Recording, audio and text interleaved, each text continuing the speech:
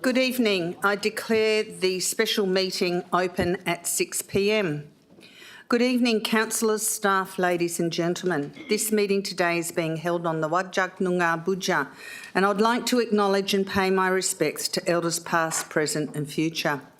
I thank all past and present members of the community that have supported the city to better understand and value Noongar culture within the city of Wanneroo.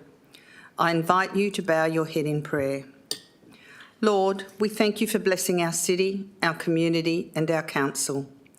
Guide us all in our decision-making to act fairly, without fear or favour, and with compassion, integrity, wisdom and honesty. May we show true leadership, be inclusive of all and guide all of the city's people and many families to a prosperous future that all may share. We ask this in your name. Amen. Please note that the audio-visual proceedings of tonight's meeting will be live broadcast online, with the exception of matters discussed behind closed doors. The broadcast of the proceedings of the meeting can be accessed live and on demand through the City of Wanneroo YouTube channel. The attendances item 1 are as per the record, and I understand Councillor Coetzee is on her way and not far away. She should be here shortly. I have an apology from Councillor Baker for this evening's meeting.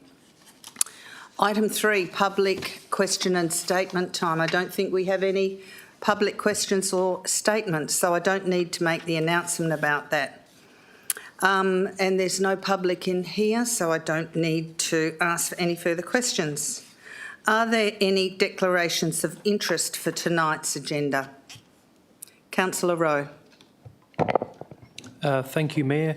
In relation to SCO1-07/23, adoption of the budget, I disclose that I am a member of the Lions Club of Girraween.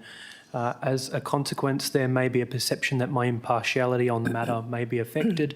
However, I declare that I'll consider the matter on its merits and vote accordingly. Thank you. Are there any other declarations of interest? I have one. That is, I'm a member of the Yanship Sports and Social Club as a social member, and with regard to item SCS01-07/23, that as a consequence there may be a perception that my impartiality on the matter may be affected. I declare I will consider this matter on its merits and vote accordingly. Are there any other conflicts of interest? If there are no other, we'll move on to the next item on the agenda, which is corporate strategy and performance, SCS01-07/23, the adoption of the 2023-26-27 corporate business plan, the 2023-24 annual budget and the 2023-24 fees and charges schedule. I will be moving this item and Deputy Mayor Treby will be seconding it. Did you have something to say, Deputy Mayor Treby? Yep, thank you, Madam Mayor. I'm more than happy to second the item. I just note, and I think it's important to bring this to Council's attention before we go to it, I note that there's a proposed amendment that's been provided this evening. I just need to disclose that I myself received an email request from the President of the Vietnamese Community of Australia, the WA chapter, and I forwarded that through to the CEO on the 24th of June 2023. And frankly, I'm happy to incorporate that into the main body of the report. Thank you, Deputy Mayor, and I'm happy to incorporate that into the main body of the report. Thank you. Can I just ask a question, please, Mayor? Yes, you can ask a question. The question I'm asking is, what is being incorporated into the main body of the report? That AD added to the waiver of fees, item AD, the Vietnamese Community in Australia WA chapter incorporated Land 1 Curtis Way, Girraween, and we approve the waive of the 23-24 council rates excluding emergency services levy for this community group along with the other community groups listed. In fact, we're adding them to the community groups listed for waiver of fees. So just on that, so the amendment that's been put up tonight, is that being incorporated under the substantiation, or are you seeking a mover and seconder to actually approve this without an amendment? It's being, what I understand, it's being incorporated into the substantive. Is that correct, Deputy Mayor Treby? That's my suggestion. Can I just ask under what standing orders that would be done?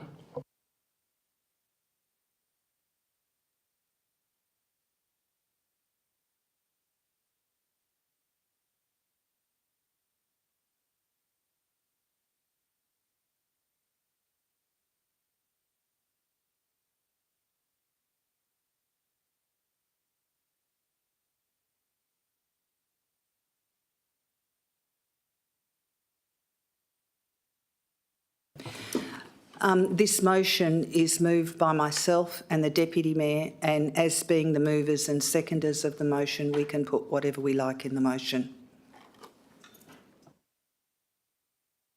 Mr CEO, would you like to speak to this item? Do you have another question, do you, Councillor Miles? So going forward, I guess my question to you, Mayor, is that if any councillor wishes to add an item to a report that's been dealt with by administration, can add any item to that while they are a mover of that report. Is that what you're saying? That is what I understand is correct. Yes, thank you. So moving on, Ms Jennings, would you like to, have you got the standing order? The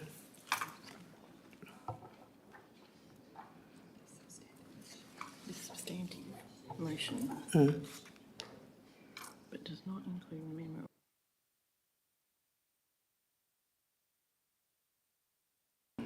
Yes. So we've changed the original motion, the substantive motion, as in page 2 of the standing orders, and an original motion we have changed because we are the mover and seconder of it. Ms Jennings, would you like to speak to the item, the budget, this evening? Thank you, Mayor.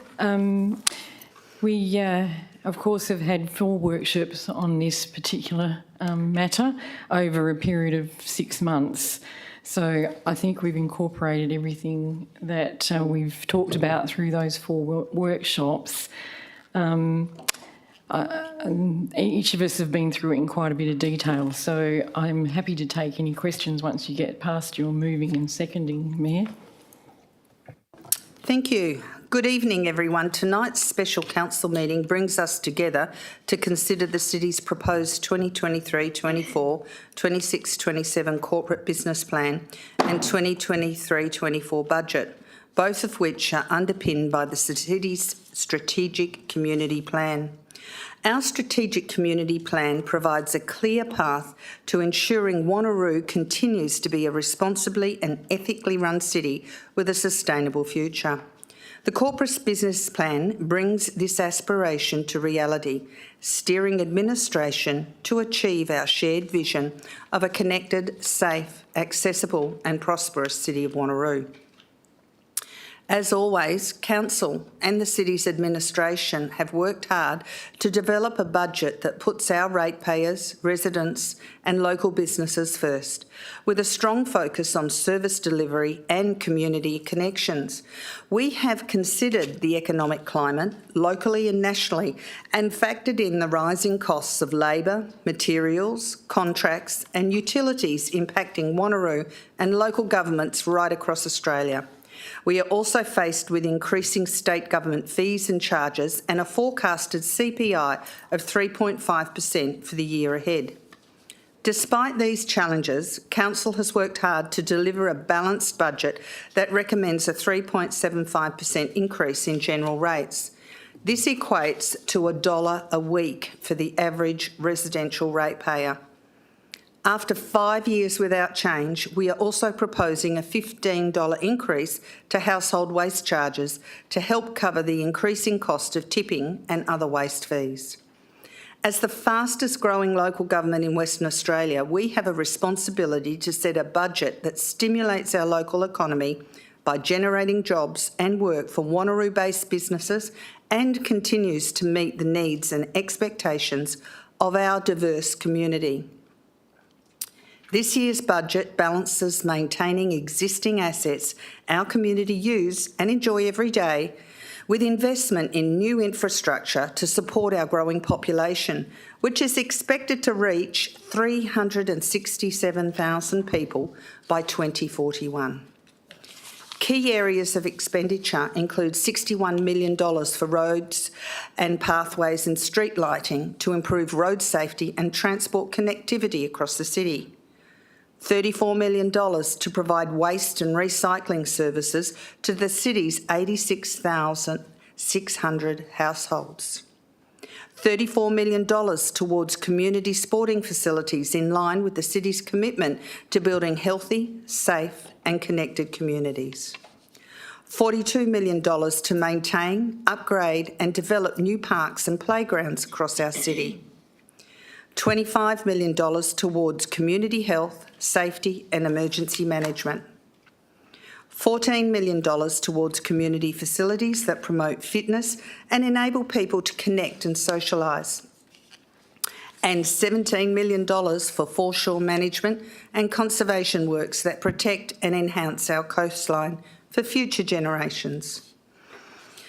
Notwithstanding challenging economic times, I am proud of the wide range of essential services and facilities we continue to provide while keeping rates as low as possible. We also understand that some of our ratepayers are being financially challenged in our current economy, and the City will continue to assist ratepayers in accordance with the financial hardship policy. And we will continue to work hard to put our community first to ensure our city continues to thrive for generations to come. I'd like to thank the City's Deputy Mayor and councillors for your diligence and tireless efforts to achieve the best outcomes for our community, and the CEO and directors, managers and City staff for your dedication and commitment to supporting the Council during the development of this budget. To our community, our residents and ratepayers and our local business owners, thank you for your contributions to making our city a wonderful place to live and work, and for working with us to ensure a vibrant and prosperous Wanneroo community now and into the future. I encourage you to visit the City's website or simply Google search Wanneroo Budget to learn more about the City's budget planning process, how we set rates, or to see what's planned for your local neighbourhood. Thank you. Deputy Mayor Treby. Thank you, Mayor Aitken.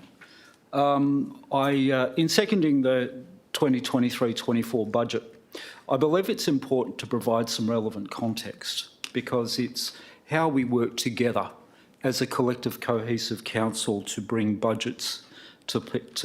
I sometimes reflect on the following Abraham Lincoln quote: "Nearly all men can stand adversity, but if you want to test a man's character, give him power."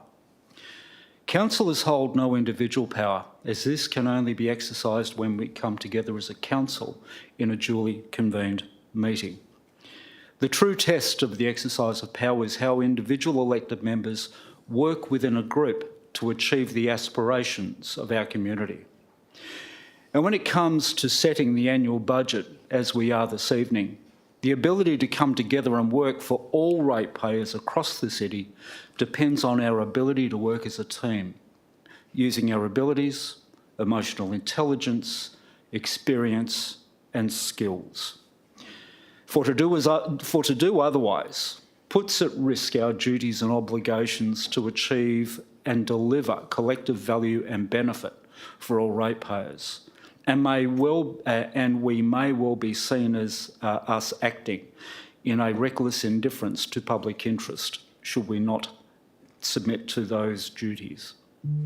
Throughout this process, many elected members have regularly and actively engaged in a range of processes that involve four workshops where we discussed various points, including the city's budget policy, the corporate business plan, and the long-term financial plan.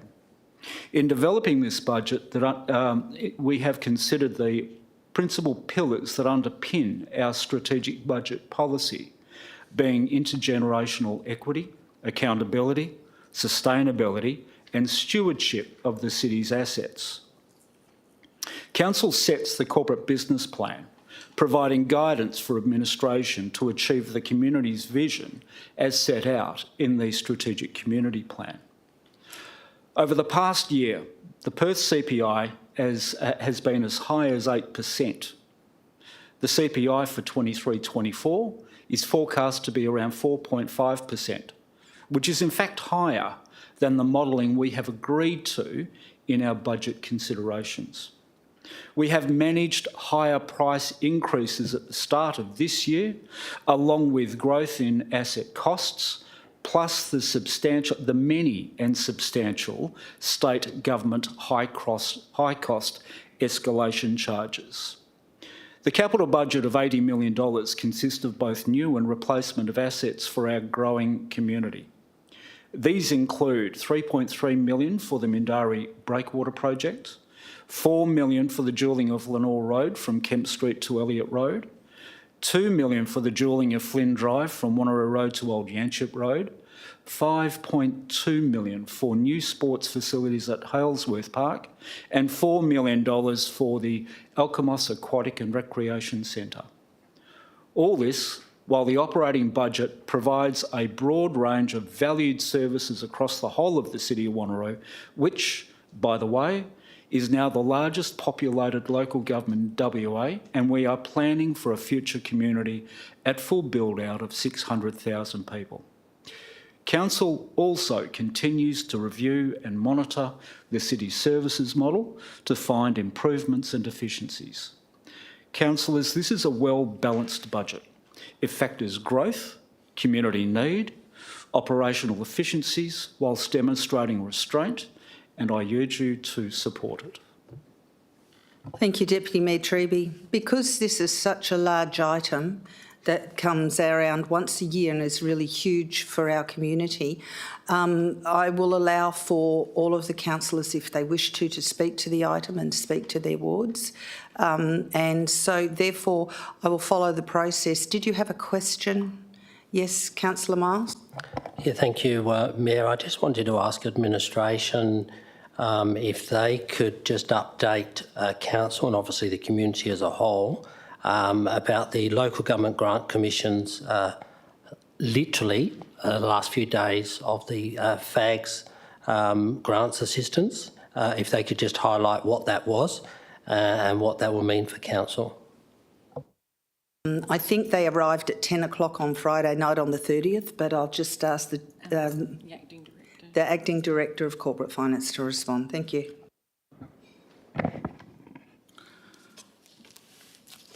Through Mayor, City received, as earlier previously said, the financial assistance grants, FAG, on the 30th of June, literally at night after close of business.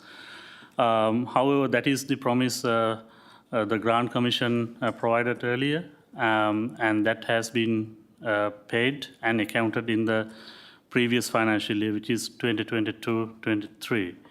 And that money is quarantined and then brought over to this financial year, 23-24, and then that is used for relevant purposes.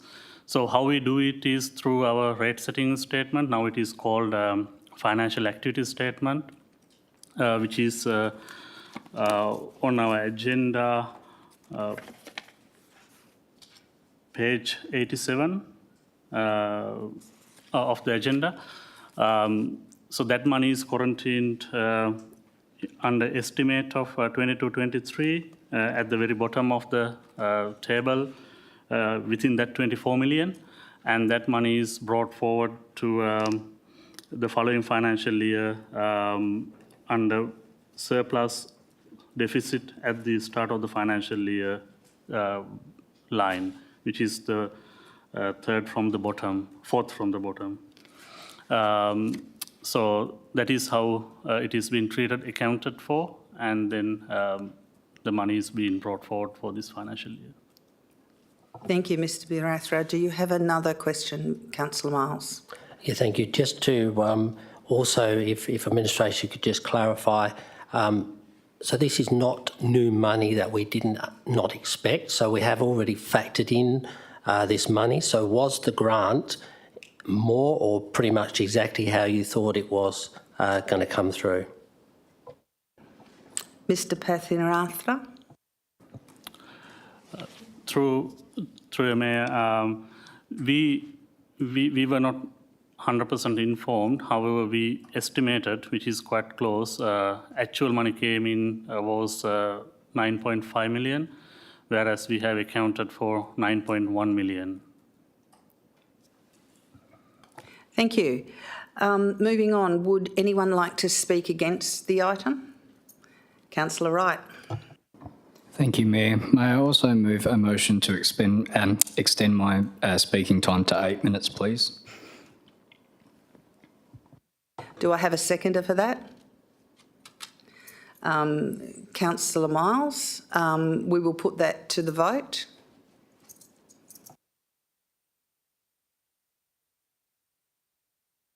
Cast your vote.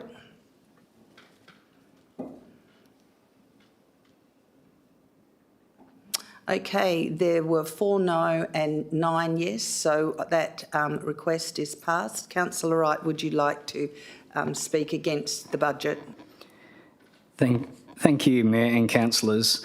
Ladies and gentlemen, we find ourselves at a crossroads in our city's journey, a moment that forces us to consider a critical question. How can we, the council, support intergenerational equity when districts like the Central and Central East lack even the most fundamental infrastructure, like footpaths and parks, in dire need of an upgrade? A mounting backlog of projects pushed back or consigned to the 20-year plan is a testament to our failing equity. Reflecting on tonight's report, I must ask, has anyone seen a service plan document? Can anyone explain the financials and projections at any service unit level? What we have here is a seemingly blind vote of support for a budget that lacks transparency. I bring your attention to the City of Swan and Bayswater, which through their implementation of service plans have enhanced financial transparency. Why should we not follow their lead?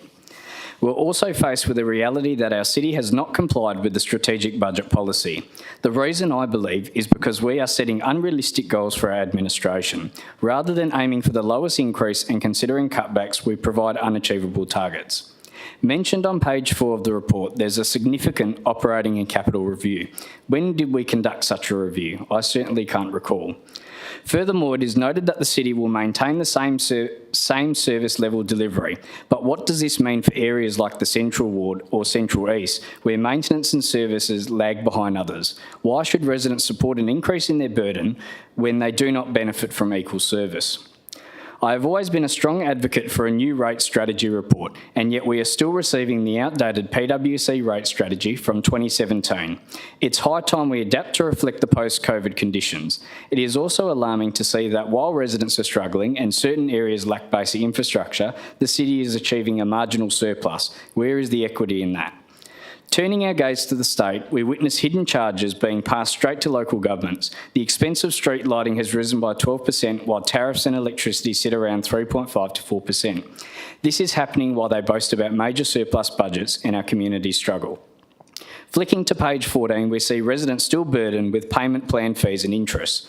I encourage the city to adopt initiatives like smart rates, as used by the City of Coburn, that do not impose additional fees or charges on instalments. I'm sure their new CEO will receive great feedback about this program. We also see a significant increase in interest earnings, 32.5%, which translates to 3.7 million.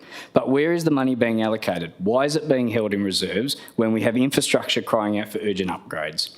The report briefly mentions an increase in employee costs, particularly around wages, but fails to address the implications of staff increases and associated costs. How can we plan our resources without this vital information? The report mentions an increase in employee costs, especially around wages, which is fair enough. However, the report fails to talk about how many new staff will be needed and what will be the costs. Something that I've been pushing for at the workshops have repeatedly requested that the CRM system and website upgrades be brought forward as a priority due to poor service and functionality.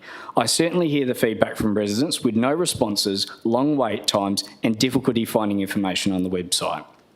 Moving on to council member requests. It's evident that certain elected members' requests progress while others do not. While I was successful in securing a water fountain at James Spears Park in Wanneroo, other much needed projects are ignored.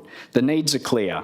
toilets for Amory Park, the pathway for Clubhouse Lane, 245 metres of footpath from Calabrese Avenue to Scenic Drive on Wanneroo Road, which has a pathway score of 68, 180 metres of footpath from Kirksville Drive to Scenic Drive on Wanneroo Road with a pathway score of 73, 80 metres of footpath from Vigoneris Loop to Gungaroo Avenue on Wanneroo Road, which has a pathway score of 106. Enhance all these three projects listed as urgent projects in the active transport and cycle plan. Enhance lighting and parking for the Wanneroo football clubs at Edgar Griffiths Park. Street lighting for Garden Park Drive. Lighting for Chesterfield Park. No advocacy plan on the East Road, upgrade of East Road intersection. Elliott Road intersection still not brought forward by the city. And no plan for the upgrade of the rec centre. However, I do understand that things are progressing, which is good to see. Not to mention the complete absence of a city-owned youth event.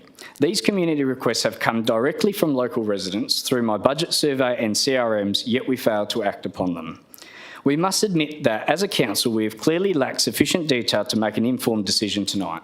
Service plans are critical for this, allowing councillors to make well-versed decisions. In the absence of these, our budget allocations and service unit levels cannot be justified, nor can we predict the repercussions of raising or lowering these budgets.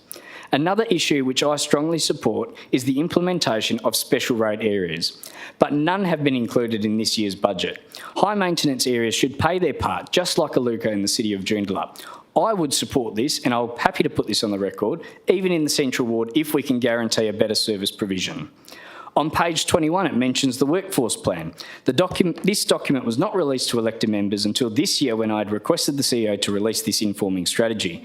However, how informed do you feel after reading this document? This document does not break down by service unit levels, nor does it provide any projected numbers of staff we need to deliver the new corporate business plan or service unit levels.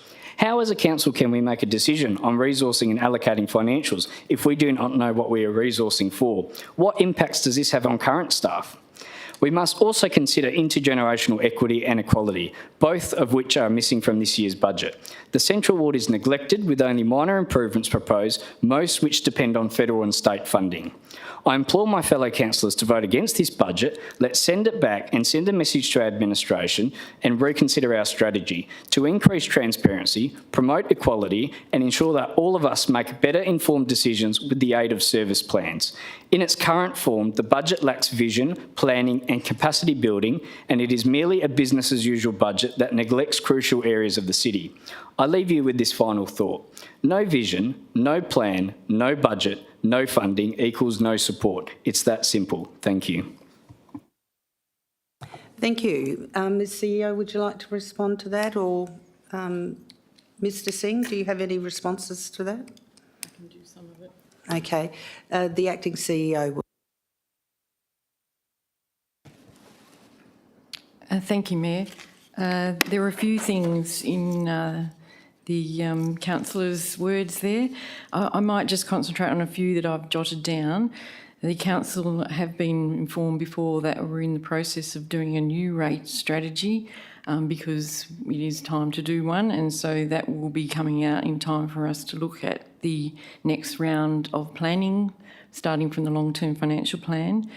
Similarly, the long-term financial plan, which we do each year after the budget to set ourselves up for the following year, contains a number of parameters that allow us to look at all kinds of aspects, be it capital, be it rating, be it resourcing, be it new facilities and extra staff that might be required at certain times. We look at population growth and how that impacts on our services. There's some particulars that were mentioned about capital budgets. We certainly have money in this year's budget to work on website and customer request system. We have reserves that are set up, as council is aware, for the future, and that's where the intergenerational equity actually arises, such that we even out our collection of funds across the years rather than waiting for a certain large amount of money required one particular year for a renewal or a replacement and then having to raise the rates in 1 year. So that's where the intergenerational equity comes. We also have to balance the amount of work that we have on our plate. We have got limited capacity as to how much we can do in 1 year, and we try and manage as best as possible to do a certain amount of capital each year. So it has been, if you look at the past, we've roughly had about 70 to 80 million over the last 5 or 6 years that we've been doing. So certainly not everyone's going to see something in their patch every year, but and the reason we do a 20-year plan is to make sure that we can see across the whole of the local government area and the various assets and the ages and the conditions so that we can make sure that we're doing them in time. With regard to things like special area rates, that's something that requires a fair bit of work before it's introduced. Certainly other councils that have got special rate areas are areas where the local community have also been involved in agreeing to actually having an extra rate area with extra services. So it's certainly something that the council can look at in the future, but I would recommend that a particularly good process is undertaken before that is implemented. I think there's a few other things that maybe are projects that are not related to the city. There might be some that are main roads, but in general, I'd be more than happy to talk to the councillor at any time to go through some of those things. And I'm sure the CEO, when he returns, would also be happy to have a discussion. Thank you, Mayor. Mr Singh, would you like to respond to any of the pathways and infrastructure comments that were made within that statement? Thank you. Thank you, Mayor. I'll just concentrate on a couple of projects which have been mentioned by Councillor Wright. The Wanneroo Road, Elliott Road intersection, we are preparing a black spot submission for that one right at the moment. Wanneroo Road, East Road, we are working with Main Roads to find a solution. And given that their intersection is controlled by Main Roads, our input is limited to some extent.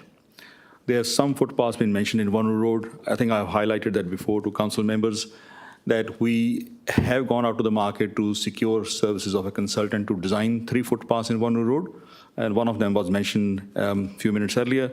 They are complex projects. Until they are fully designed, we will not be able to construct them. That's why some of them are listed in year 2 of the long-term financial plan.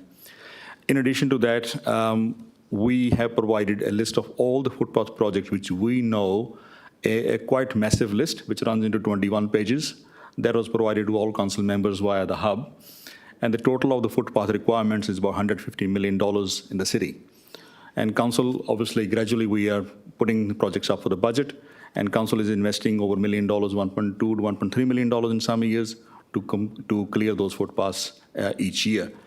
There are a number of competing needs for other infrastructure projects to be done, and that's where the funding gets distributed across various sub-programs, and footpath program has increased over the number of years. Thank you, Mr Singh. Just for clarity, you mentioned that one of the footpath projects that was mentioned by Councillor Wright was a complex project. Could you please tell councillors what the complexities of that project are so they understand why we have to be wise and sensible and how we have to manage the complex project and it's gone on the next financial year? Thank you, Mayor. As you know, Wanneroo Road is an existing road. There is existing services, existing infrastructure, which actually compounds the design process. So we had to consider what's already in there, how we're going to construct a footpath in that constrained location. And that's adding extra complexity. The one particular section which is close to Dundebar, that alignment also is quite complex in that particular section of road. So we had to carefully design to provide a safe footpath or dual-use path in that area, and that's adding another layer of complexity. So what you're talking about is underground services like electricity, like gas, like fibre to the home, all of those that need to be worked around and managed to be able to put the footpath in a safe and safe way for the community, and that complexity makes it harder and harder to work out when it's got to be designed appropriately. Yes, Mayor, that's correct. Thank you. Do I have anyone speaking for the budget, please? Yes, Councillor Parker. Just a quick one. I think I need 40 seconds, sorry, should be good. I would like to congratulate and thank the entire administration team for their outstanding work and commitment to the city and all its residents throughout the year. The many accolades and achievements across all directorates have been outstanding. As a councillor, I am and have always been so proud to represent the city. Many have labelled me biased in my praise. So my praise apart, for the largest and fastest growing council to consistently win awards across the board when up against all other local governments proves the excellence of our city's administration, and it proves to our residents that they can rest assured that they are in highly competent, expert hands, and they do live in the best-run city in WA. Thank you. Thank you, Councillor Parker. Are there any speakers against the item?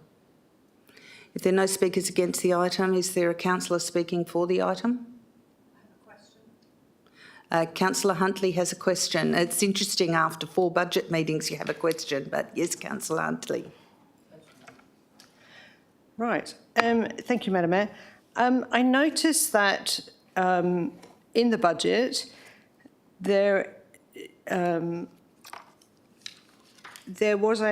we were hoping for a feasibility study for Jimbup Swamp Park, but obviously that's not in there. Can you give Central East residents some reassurance that the toilets at Jimbup Swamp will have a feasibility study in 2003, 2004? Councillor Huntley, I understand you had a meeting with the acting CEO and Mr Singh immediately prior to the budget meeting, and there was some reconciliation about this. Mr Singh, would you like to speak to this, please? Thank you, Mayor. That feasibility study for the toilet block at Jimbup Swamp Park, we estimate it will require a $25,000 budget. At this point in time, it's not in 23-24 budget. During the discussions, it was highlighted that should we identify savings during the year in any of the capital works program, we'll request council to consider allocating that for this new project. Depending upon the outcome of some of the procurement processes which we have already started in the anticipation of council's approval of this budget, should the savings become available earlier, we'll bring an item to council to consider earlier. Thank you, Mr Singh. And Ms Jennings, in discussion, how likely are those savings to come to fund the Jimbup Park feasibility study in the review? Thank you, Mayor. Now, we're waiting on the results of a tender to be absolutely certain, but Mr Singh may be able to have seen it more than I have, so he might be able to say. Mr Singh? Thank you, Mayor. We identified that the tenders have closed for one of the large recurring program for parks asset renewals. I haven't seen the final outcome of the report. Tender evaluation panel is finalizing that evaluation. They have indicated that's, again, subject to the confirmation of all the tender process. There could be a saving in that particular project. If that happens, as soon as council awards a tender, we'll request council to consider allocating those savings for Jimbup's Park toilet block. So that is imminent, depending on that tender. Thank you. Do I have any speakers against? Are you speaking against the budget? Thank you, Councillor Nguyen. As many people know, in the last 3 years, I have spoken against the budget in terms of the proposed increase because I don't believe it's delivering value to our residents. Every year, we come together and we ask the same question, which is how much should we increase to cover all of the cost expenses or the projects that are available that we put up. And then we come with a figure that we call a balanced budget. Now, we're asking the wrong question. The question should not be how much should we increase the budget to cover all these expenses. Because if we keep on asking how much, the answer is always going to be how much more do we actually need to cover all of these projects. And in the last 20 or so years, there may have been only 1 or 2 occasions where we actually freeze the budget because of some exceptional circumstance. We haven't actually really considered, okay, can we look at reviewing how we do things, and it's not business as usual. Can we look at how we can deliver values to our community more than simply tapping on our residents again and again and again every year, $1 a week, $2 a fortnight, and we're asking them to give out more.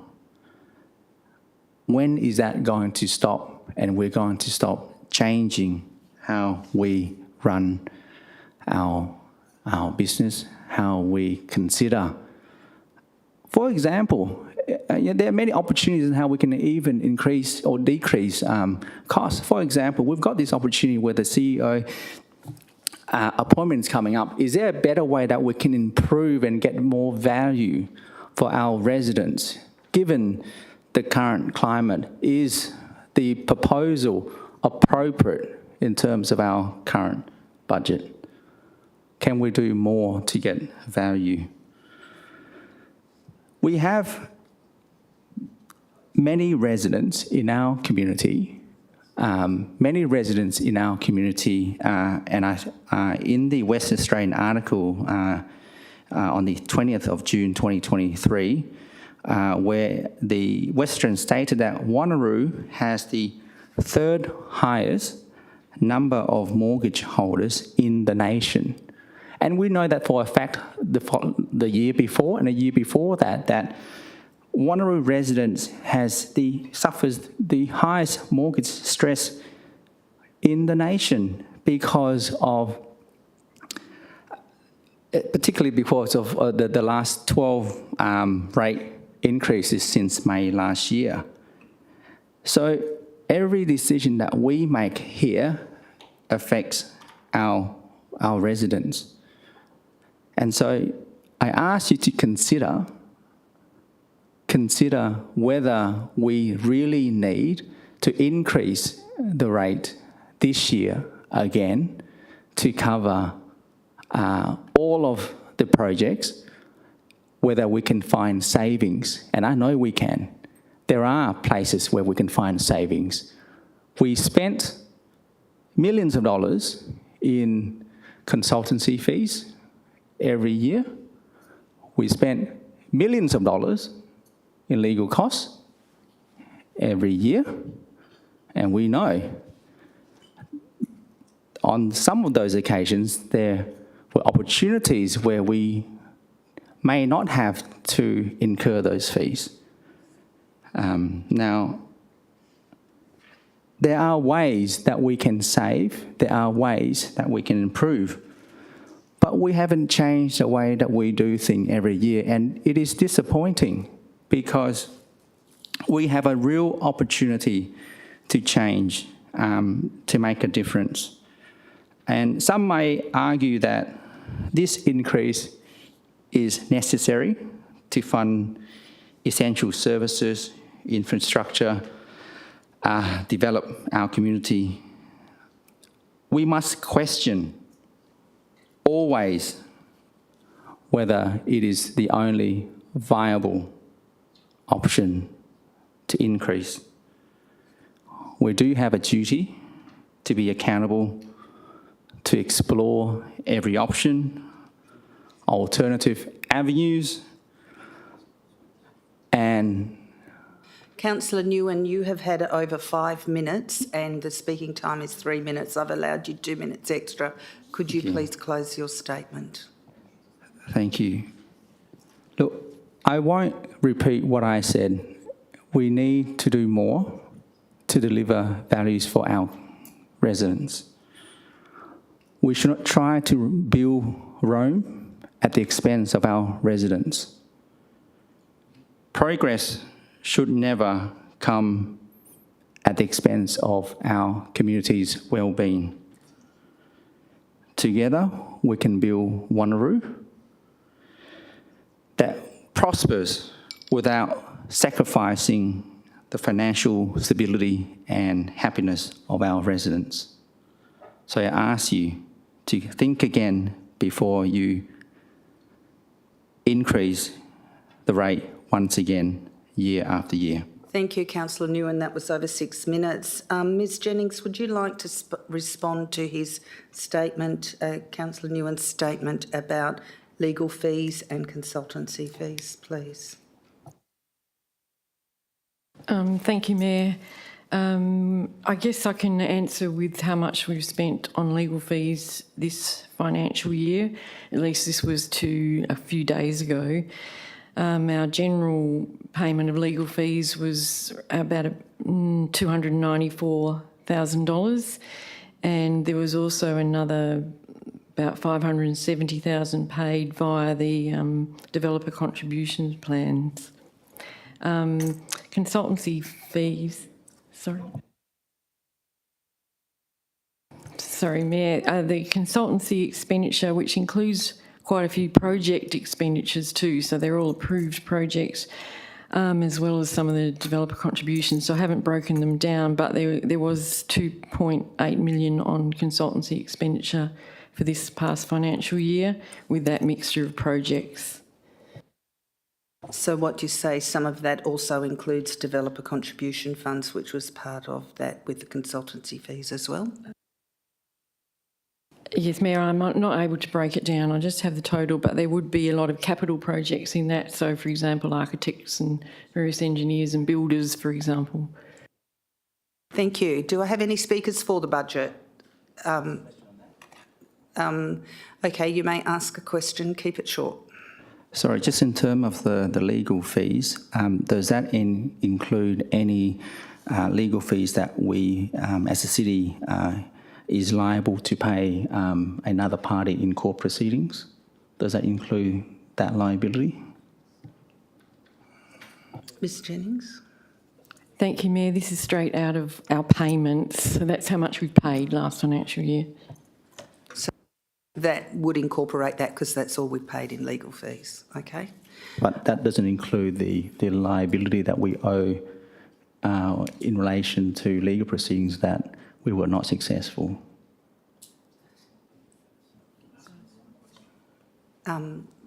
Ms Jennings? Sorry, Mayor, I'm just letting you know what we've actually paid. So it's not about any liabilities that may or may not be there at the moment, which is still yet to be sorted out, but this is purely what we've paid under the legal transactions. Okay, thank you. Do I have speakers? Oh, I have a question from Deputy Mayor Treby. Two, actually, just that I need clarification on because they were directly in relation to the points that were made by Councillor Nguyen. I know that there are two committees that work alongside the budget process, the Revenue Review Committee that I chair, that councils all attend, and there's also the Services Review Committee, which is chaired by Councillor Rowe and deputy chaired by Councillor Wright. I'm not sure if administration can recollect or remember if any of those points about savings we all know about, or different ways of doing business, or service review reporting has ever been raised at any of those committees in the context at which they were raised in debate. Thank you, Mayor. Actually, the Service Review Committee in particular has been looking at a number of areas to look at efficiencies and also how some of the dollars are spent and how some of the work is done. We have done a number before. There was a Service Review Committee as well, but specifically at the moment, the committee has been looking at streetscape maintenance, which is right across the city, a service that's given across the city, and we've already noted that there's a few improvements that we've been able to come to actually sort through as part of that process of looking at the service review. So that is still in play and will be finished fairly soon, and then we'll be starting on the service reviews in a couple of other areas as well. Yeah, but specifically with the Thank you, Revenue Deputy Mayor. Review Committee in terms of, and this, I'll get 3 questions, with this expanding on that one. With the Revenue Review Committee, have there been identifications of places where savings can be made that would be identified in the millions of dollars? Has that been raised at the Revenue Review Committee at all? Ms Jennings? Thank you, Mayor. The Revenue Review Committee has certainly been actually looking at alternative sources for revenue, and particularly in strategic land area. So I think they're the main things we've looked at recently, but we've also looked at fees and charges in the past as well. Yeah, but not of the scale that was suggested. And just finally, and there were some interesting comments around the CEO appointment process, the advertising and appointment. Am I correct in my understanding that that's heavily governed and driven by the processes that have been developed by the Department of Local Government, Sport and Cultural Industries with respect to rules, regulations and guides as to exactly how councils do appoint CEOs? Ms Jennings? Thank you, Mayor. Some of the most recent amendments to the Act and regulations have actually made that considerably prescribed as to how people go about, or how an organisation goes about with the recruitment of a CEO. So it is quite prescriptive now. And that's been communicated to all elected members? Yes, that's certainly my understanding, and I have seen some go out. Yes. Thank you. Just wanted to explain, that's not the point I made. The point I made is it's to do with the budget, whether the amount proposed in the CEO's salary was appropriate. Just the question. Can I ask the acting CEO what are the prescribed amounts that we can offer our CEOs for wages if it's legislated and limited? Thank you, Mayor. The CEO's wages are actually determined by the Salaries and Allowance Tribunal. Same with state government, Director Generals, etc. as well. Can you clarify? And what is the range of level 1 CEO's salary as the prescribed level for we're a band 1 local government, and there is a minimum we can pay up to a maximum depending, and that includes all of their benefits? Sorry, Mayor, I don't know off the top of my head, but it is in the public arena. Anyone can look up the website for the Salaries and Allowance Tribunal and see the bands. We're definitely a level 1 band, so that's the top level for the CEO. Thank you. Do I have any speakers for this item? Yes, Councillor Civic. Yes, thank you, Mayor. Yes, I'd like to speak in favour of this budget. I've been a councillor here now for 22 years. I've seen the budget process together with Councillor Treby on 22 years of my time and probably 24 of Councillor Treby's time. In the early days, we didn't have long-term financial plans or a 10-year plan. We didn't even have a 4-year plan. Because this council has grown in its enormity over the last 24 years, it has become a very complex council in terms of operations, etc., to give back to our community. I would like to say, with regards to my fellow ward councillor, I hear him. I unfortunately don't agree with him on the basis that we've had that many budget workshops and we've cut and we've pruned. Every councillor has cut and pruned. I would love to get every one of those things that he suggested. But we have to be realistic here and try to bring in a budget which is manageable, which also helps our community, which makes sure that we don't put that impact on, even if we have a mortgage belt. Mortgage belts exist everywhere. People make big decisions in their lives to take on these things, and I can understand through various circumstances things may not work out for them, but we try and manage that. We have a revenue rates committee which looks at hardship cases, and we try and alleviate those. In my own ward, the Central Ward, we have over $6 million worth of projects in there. Some of those may be considered minuscule, but every one of them will be important in the long scale of things. They will be dealt with over the next 2, 3, 4, 5 years. So whilst all councillors haven't got what they want this time, we need to look at what rate we strike, and I think the rate we are looking at this year is very achievable and will keep our community in mind in terms of helping them to keep their balance, their budgets balanced as well, because the hardships have come from the food providers, all the other services that are all putting their costs up. Builders, they can't build now. There's so many going broke because they can't make their projects work. So we are trying to do that with this community. And the last thing I really want to say is that I'm really happy with our administration. They've done a magnificent job liaising with our councillors. The councillors make the decision in the long term, and I believe this decision will be made correctly this evening. So thank you. Thank you, Councillor Civic. And do I have any speakers against? If I have no speakers against, does anyone else want to speak for the budget? Yes, Councillor Rowe. Thank you, Mayor. I won't take up too much time. I'll be supporting the budget tonight. However, I wanted to make a number of comments that are my reflection on this budget workshop process. So I thank you for allowing elected members to be able to speak tonight to that item. A couple of things that were weighing heavily on my mind throughout this, and I think elected members would appreciate, we all give this a lot of thought. It's not something that just begins 1 week, 2 weeks, 3 weeks ago. This is a process that is more than 6 months in the making. So weighing heavily on my mind were the themes of financial management that has to be responsible, ensuring that our increases in rates, fees and charges are below the inflationary pressures and below the fees and charges that have been imposed upon us by higher bodies. My oath of office, which was to make decisions on behalf of the entire city, even though I'm elected by a single ward. And that oath of office weighs heavily on my shoulders every time I come into this chamber. Also, the size of the city. One of the comments I mentioned last year, but I think is worth reiterating, is that we have so many competing priorities in this city of Wanneroo: coastal versus agricultural, industrial versus commercial, established suburbs versus the growth corridor, new areas versus ageing community infrastructure. And I think that versus is part of the problem. We look at things through a bit of a binary where someone has to win and someone has to lose. And I think that mentality is part of the problem in this budget process.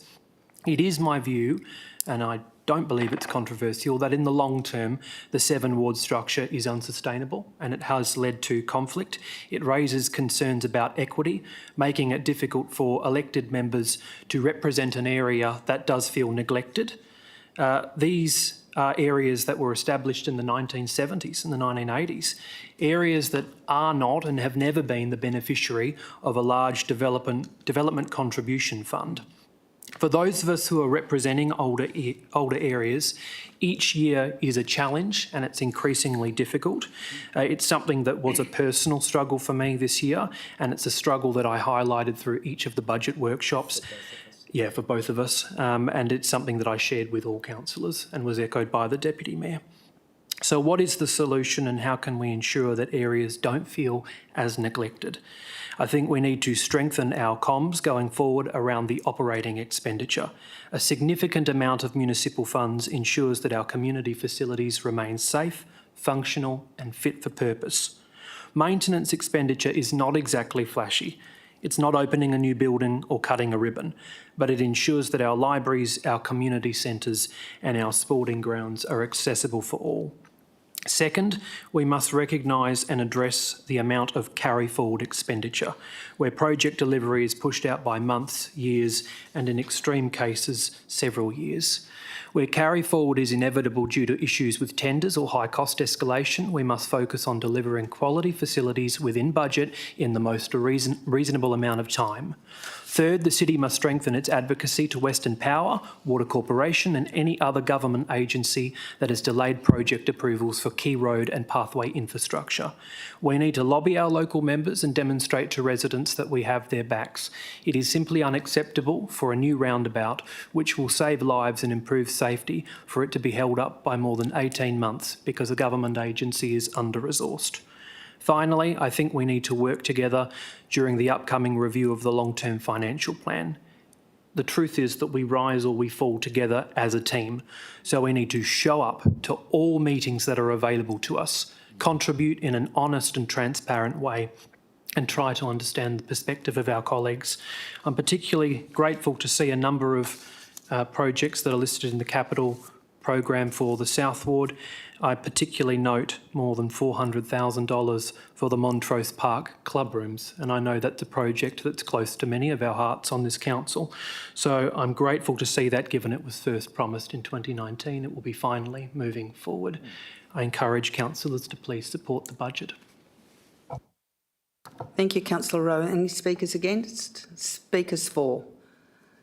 Councillor Herridge. Thank you, Mayor. Just a quick couple of words from me tonight. As we can see, budget is quite a comprehensive overview of the business of the City of Wanneroo and more than just setting a rate. To vote for or against is what is being presented as a whole. To project such a small surplus of $32,000 this financial year after taking into consideration operational costs to new capital, transfer in of developer assets to the electricity increase is by no mean feat. Congrats to the team on producing this year's budget on Council's direction. Some highlights that I've considered this budget process. We're in another year of increased costs to consider. Our rateable properties have increased, which means we have more people to look after. Our rates income is to provide new infrastructure, maintain and operate business on our needs, just to be enough. Grants are to be used for projects and not operational. We're again dipping into our reserves for capital expenses, as we've done in the past couple of years, and our expectations of the community is high, especially for community facilities, to roads, to infrastructure, and $64.1 million of new dollars is actually going towards capital works this year. The South West Ward alone has a breakdown of capital of around $9 million. Made up of that for regional and district is 3.9, and our own ward as the South Ward is 5.3 alone, which is both quite significant amounts. After now 2 budget cycles, the appreciation of the complexity to get where we are today is great. I encourage fellow elected members and people outside watching tonight to also delve into at least the capital works that's going into our wards, just at a glance, and get a perspective of the offering is just hugely alone. Councillors do have a tough role. On one side, we have a business to steer, and on the other, our ratepayers' needs. To balance both is not to be taken lightly, nor should we have one overlooked to the other. We have an obligation to both. It's why I'm supporting the recommendation to the City this evening. It's for its services that they're expecting, and at the same time ensuring that everything is dealt with within the means required. Thank you, Councillor Herridge. Do I have any speakers against? Speakers for? Yes, Councillor Berry. Sorry, Madam Mayor, I'm not a speaker for and I'm not really a speaker against. I just want clarification that the 3.75% is only going to net us 7.6 million, and is there any chance we can look at reducing the rate to 3.25? I'd like to say I do appreciate I've been on leave of absence for personal reasons and missed 3 of the budget workshops, but having listened to the speakers for and speakers against, maybe there's some middle ground we can get to tonight to actually, so we get a unanimous buy-in of the budget. Thank you. So, Councillor Berry, are you seeking to bring an alternative to the budget process? To go to 3.25%, and hopefully that'll get a unanimous approval from everybody. Okay, that would have to be an alternative, because the whole budget would have to be written. And as I ruled that an alternative, we will continue to debate the substantive, and if the substantive falls over, then we will go to the alternative. Okay, any other speakers for the budget? Councillor Miles. Thank you, Mayor. Budgets are always difficult to deal with, and I do have some sympathy for what's been said tonight. I think the process in which we do our budgets here, and it's been explained by other councillors, we are very complex now, and we are a very large council, and I think 4 budget sessions is probably not cutting it in today's world of local government, especially of the size of this one. And it would be nice for administration to maybe look at some other form of moving that or changing that around. But with the 3.75, I've always supported at or around inflation. I think that's always been fair. Bearing in mind that the state government, yet again, has hit local government quite hard. And in this report, it actually, dictates what the state government has done. And whilst it's increased some of those charges by 12%, most charges are up over 4 to 5%. We have to find an extra $600,000 just to cover off on those items that the state government are charging us for. Our community wants street lighting to remain on. 12% increase in street lighting. I understand next year it's going to be probably a similar number and the year after. So they're not going to, reduce that down at all. Local government is an easy target for the state government to jump up these prices. And it does need to be challenged. And local governments the size of Wanneroo should be challenging the state government on these sort of things and on these sort of charges going forward. Otherwise, we are going to have to use other methods of increasing fees, if not turning off the lights. And I don't think our community wants us to turn off the lights. Some of the other charges that are being put upon us are also some of the waste services fees are going up. And that is through changes to policies of both federal and state governments. And these policies have been changing for some time. So when a policy changes by an agency to maybe go down a different path of trying to mitigate some of the waste, there's always a cost to that. So as a local government, we try to take the easy or the cheapest option out that we can on behalf of our council and also for our ratepayers. And as the Mayor indicated earlier, we've been able to maintain our service delivery charge for waste for the last 5 budgets at $410. We're increasing it this year to $425, which is a $15 increase, still around that 3.7% increase, so it's still acceptable. But obviously administration are now going to be struggling because I believe next year with the waste services levy by the state government going up, that fee may go up another $20 per household. And these are the extra fees and charges that are adding to the cost of living that state does not seem to worry about or care about. And that does need to be challenged going forward. The other parts of the budget, we all obviously have our own requests from our own communities. That is the need and wants of a councillor for their ward. And I will always support any councillor wanting an item in their ward, specifically for their community. I think it's a must. And just to reiterate something that was talked about before, the footpath from East Road coming up to Gungaroo, that was actually talked about by former Councillor Fenn, where she used to talk about that every budget to get money in there. And we are talking, 6-7 years since she's been on council. So I think it is about time that we move that project forward, Mayor. It doesn't matter how complex it is, it's just an engineering solution that needs to be rectified. I am happy that the council has adopted the and will approve the Vietnamese community WA chapter incorporate to help them process their community centre in Curtis Way. I do know that administration are helping them in other areas, especially through planning, to make sure they try and get that building in a timely fashion, because it is costing the community quite some amount of money to get that in place. But with that, Mayor, I'm quite happy with the budget as a whole. Dundebar Park has been something that has been a pester and a thorn in Councillor Huntley's and mine for the last 3 years. We have requested it through the budget workshops, and it has sort of been pushed out to other processes and what have you. And yes, we did have a discussion with our administration team before coming into budget.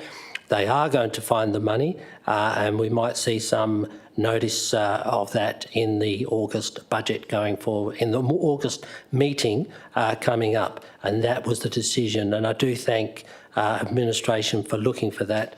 that money. I do thank also Ben Sara and Ms Jennings for a lot of work they've done to put in these budgets. I'm married to an accountant. I know what goes into this sort of stuff and the extra hours, and I do appreciate it. It may not sound like it at times, but we do, going forward. And can I say yet again, to anybody that may be listening, this budget paper, again, is very easy to read. It's been put in a format that anybody could pick it up and understand it. I would like to see that format continue. I do like the graphics that are in there to make it easier for residents to understand where the main bulk of funding is going. Foreshore management, $17 million. Ooh, must see if we can get the state government to pick up the tab a bit more there. That is definitely an area that we need to use our Connect Wanneroo campaigning for through our economic team. And that needs to be put as a high priority, because that number is going to double and triple over the next 10 years if we don't get some sort of support out of the state for our beach services. Thank you, Mayor. Thank you, Councillor Miles. Any speakers against? Speakers for? Any councillors want to speak for the budget? If there's no one else wanting to speak to the budget... Madam Mayor, just before you go to right of reply, can I ask one final question, please? Yes, Deputy Mayor Treasurer. I just need to ask this question for absolute clarity. And this essentially, it's asked that, my question is this: what does voting against the budget mean? Does it mean, in total, does it mean a vote against all of the projects that are included in the budget? And, you know, just to name a few, Lenore Road, you know, $2 million. Does it vote against the Southern Suburbs Library? Is it a vote against the financial hardship policy in the program? And is it also... I'm waiting for the question, Mayor. You should be asking for the question, Mayor. These are questions. Can I... You need to just listen a bit closer, Councillor. I'm asking the questions, and I've been actually asking the same question for about the last 2 minutes. Is it also a vote against item AD in 1, which is incorporated into the report, which is the Vietnamese Community of Western Australia chapter, waiving of those rates? Is a vote against the budget a vote against all of those items? Well, I would say a vote against the budget is a vote against the budget, items 1 to 9 as it is. But would you agree with that, Acting CEO? Thank you, Mayor. Literally, we have 9 recommendations here in front of us, which together all create the annual budget and of course, the corporate business plan. So, vote against the whole 9 recommendations, votes against the whole paper. Thank you. Well, budget night is always a big night because it's important for the future of the city in the next 12 months. I'm doing the right of reply now. No, I'm doing the right of reply now. Budget night is a big night at the City of Wanneroo or at any council because we are deciding on the next 12 months the cash flow, how we will serve the community, in where it will go. We have worked hard. We have done 4 budget meetings previously. We have discussed, we've done our long-term financial plan, our corporate business plan and our strategic plan. We have worked very hard with the directors. All of the staff here at the City of Wanneroo have worked out their budgets and fed their budgets through to their managers and then fed them through to us as councillors who represent the overarching body to make the decision how the resources are spent. And these resources, with this budget recommendation, will be spent very wisely for our community at the increase of only $1 a week for the average ratepayer. Considering the increases they've had in milk, in bread, in electricity, in water, in rent, in petrol, $1 a week, and we still maintain the services and are increasing the services to the community is an amazing job. And I commend our directors, I commend our staff for the service they provide to our community, and I commend my fellow councillors. and I thank them for putting this budget together and working together for this budget, and I ask that my fellow councillors support this budget, and we'll set up and cast our vote as soon as it comes up on our screen. Thank you. Councillors, cast your vote.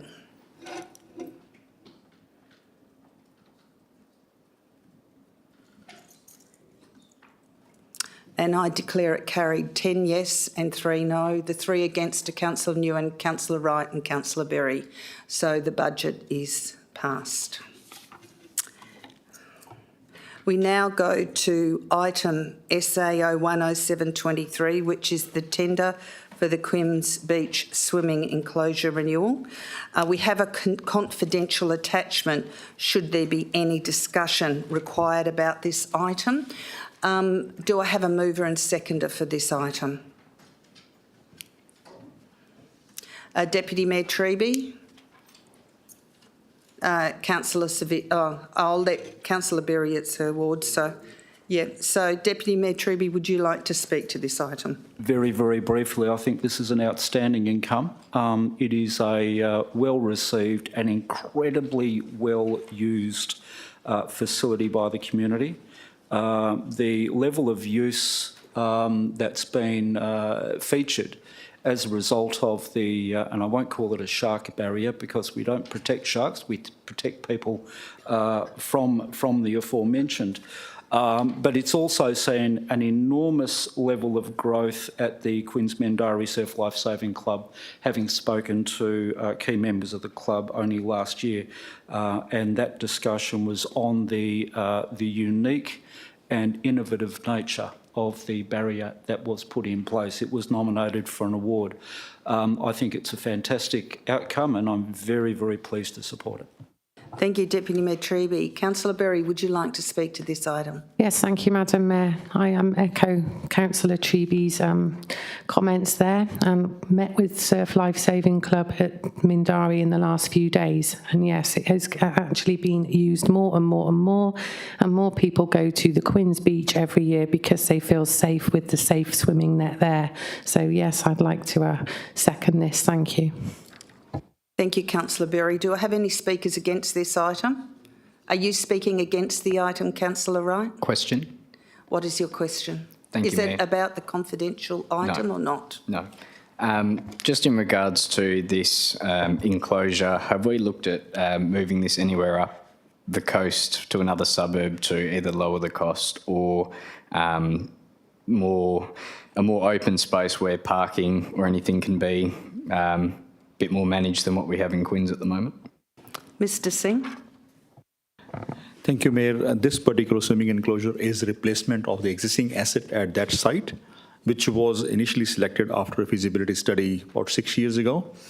We haven't considered any other location to provide a secondary or second swimming enclosure. Thank you. Any speakers against this item? Councillor Miles? Yeah, just a question. Thank you, Mayor.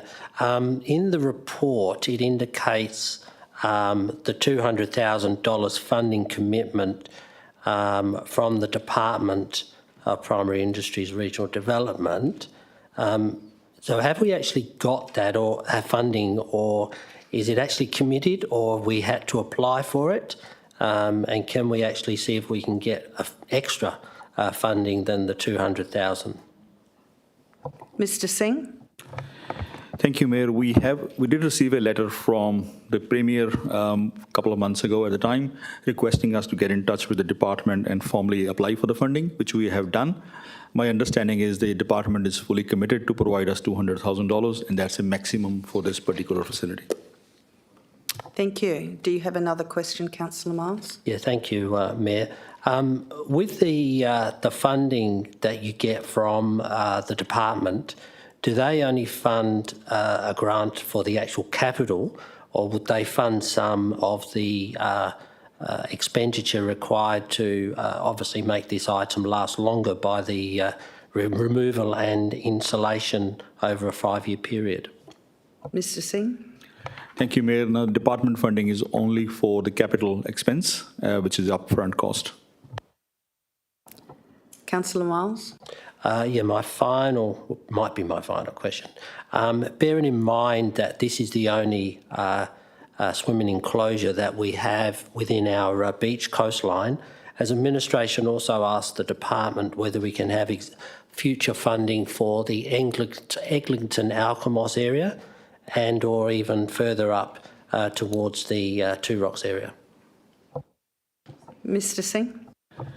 Thank you, Mayor. I'll have to refer our coastal management plan first, see whether that identifies provision of any other swimming enclosures. If that does, then we need to do a feasibility study again to understand whether that site is going to be suitable or not, given that these kind of facilities require some kind of calmer waters, which is difficult to locate within our open coastline. So we'll have to identify under coastal management plan first, then do a feasibility. If that is confirmed, then we can ask the department for additional funding or new funding. Thank you, Mr Singh. Are there any speakers against? Councillor Wright. Sorry, I've got one more question, Mayor. Just in regards to the budget that we've allocated for this project, is there any percentage of contingency that is in that we're unaware of at the moment? Mr Singh. Thank you, Mayor. Yes, there is, but I can't tell you offhand how many dollars in there. Yes, there is some contingencies, as is pretty standard practice for all capital works projects. Thank you, Mr Singh. Any speakers against this item? Well, if there were no speakers against, I was going to put it to the vote. No, I was going to put it to the vote if there were no speakers against it. It was for the budget that I opened it up for everyone to have the opportunity to speak. Do I have any speakers against this item? If there are no speakers against this item, councillors, please cast your vote.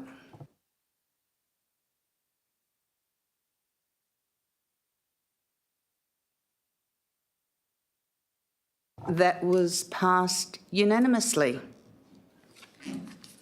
So, confidential, there are none. Items to be tabled, there are none. The date of the next council meeting, the council members briefing session has been scheduled for 6 o'clock on Tuesday, the 11th of July 2023, to be held at Council Chambers, first floor, Civic Centre, 23 Dundebar Road, Wanneroo. And closure is at 7:23 p.m. Thank you, councillors. I now declare this council meeting closed.